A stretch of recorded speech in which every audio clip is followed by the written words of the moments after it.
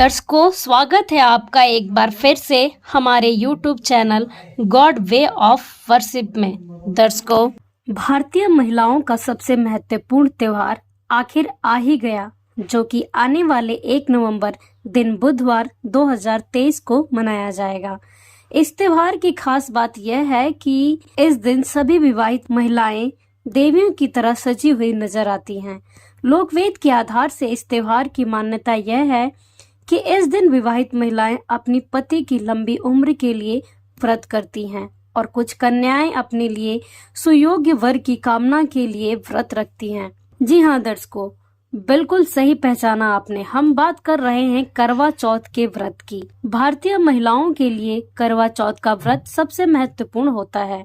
करवा चौथ का व्रत सभी सुहागिन महिलाओं के लिए बहुत ही खुशी का पर्व होता है। तो चलिए सबसे पहले बात करते हैं करवा चौथ के इतिहास की। दर्शकों, वैसे तो करवा चौथ की कई कथाएं प्रचलित है, लेकिन ऐसी मान्यता है कि ये परंपरा देवताओं के समय से चली आ रही है।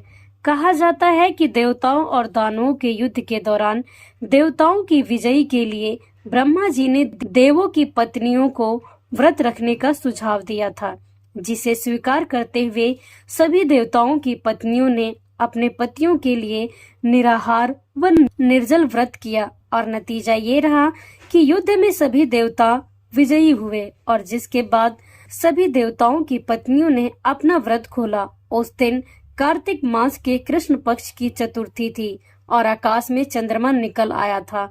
मान्यता है कि तभी से करवा चौथ का व्रत शुरू हुआ। ये भी कहा जाता है कि शिव शंकर जी को प्राप्त करने के लिए देवी पार्वती जी ने भी इस व्रत को किया था। दर्शकों, करवा चौथ का व्रत रखने के बारे में हमने ये कथाएं तो जरूर सुनी है, परंतु इन कथाओं के लिए हम अपने धार्मिक सदग्रंथों को नहीं टाल सकते। हिंदू धर्म के प्रमुख सदग्रंथ पवित्र चारों वेद, पवित्र श्रीमद् भगवद गीता है और इन ग्रंथों में कहीं पर भी व्रत रखने के लिए नहीं लिखा। किसी भी अध्याय में व्रत का जिक्र तक नहीं है, बल्कि गीता जी के अध्याय 6 श्लोक 16 में व्रत करना मना किया गया है और ये स्पष्ट लिखा है कि अधिक खाने वाले और बिल्कुल ना खाने वाले का योग यानी कि भक्ति कभी सफल नहीं होती। बिल्कुल ना खाना मतलब व्रत रखना और व्रत रखने वालों का योग कभी सफल नहीं होता। ये हम नहीं कह रहे हैं, हमारी श्रीमद् भगवद गीता जी कह रही हैं। और जो साधना हमारे शास्त्र में लिखी ही नहीं है, वह साधना हम एक मात्र किसी देवी देवता या सुनी सुनाई कथा से प्रभावित होकर कैसे कर सकते हैं। शास्त्र विरुद्ध साधना करके हम परमात्मा के विरुद्ध जा रहे हैं, जिससे बड़ा पाप और कोई हो ही नहीं सकता।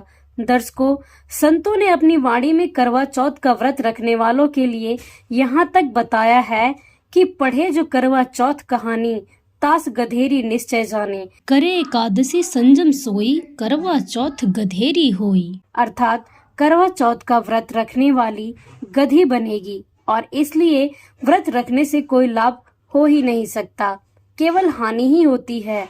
और जो लोग यह कहते हैं कि करवा चौथ का व्रत रखने से पति की उम्र लंबी हो जाती है, तो हर साल व्रत रखने वाली सुहागिन महिलाओं में से बहुत सी महिलाएं विधवा हो जाती हैं। इसके अलावा बहुत सी खबरें तो ऐसी आती हैं जिसमें करवा चौथ के दिन ही सुहागिनों को उसके पति की मृत्यु का समाचार मिल जाता है। तो हम आपसे पूछना चाहेंगे कि इस व्रत ने हमारा क्या बचाव किया?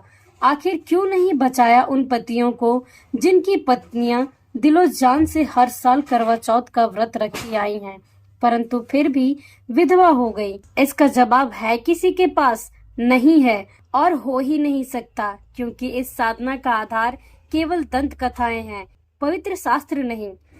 जब तक हमारा जीवन है तभी तक व्यक्ति जीवित रह सकता है। पूर्ण परमात्मा के अतिरिक्त किस्मत का लिखा कोई भी बदल नहीं सकता।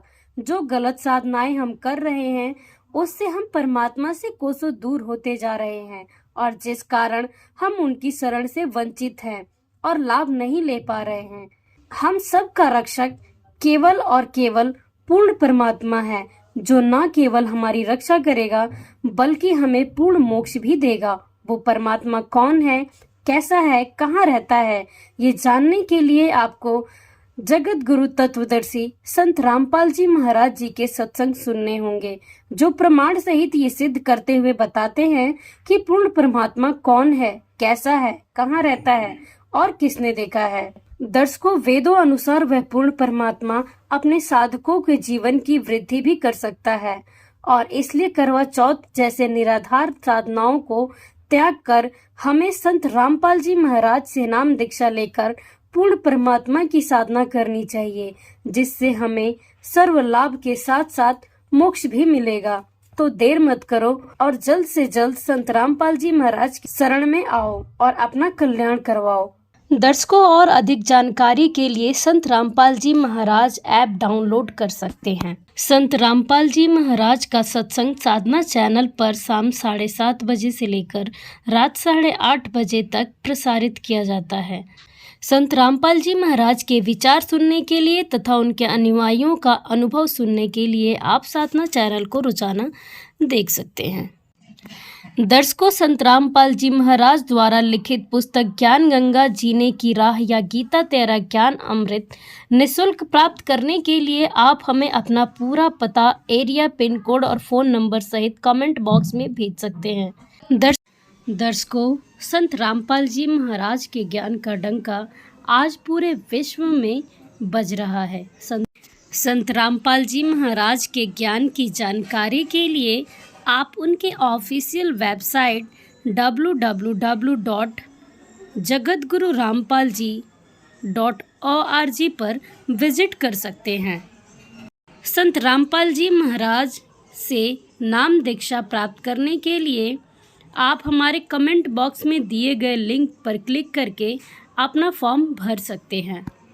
संत रामपाल जी महाराज का पूरे विश्व में 500 से ज़्यादा नाम दीक्षा केंद्र खुले हुए हैं, जहां पर जाकर आप निःशुल्क नाम दीक्षा प्राप्त कर सकते हैं।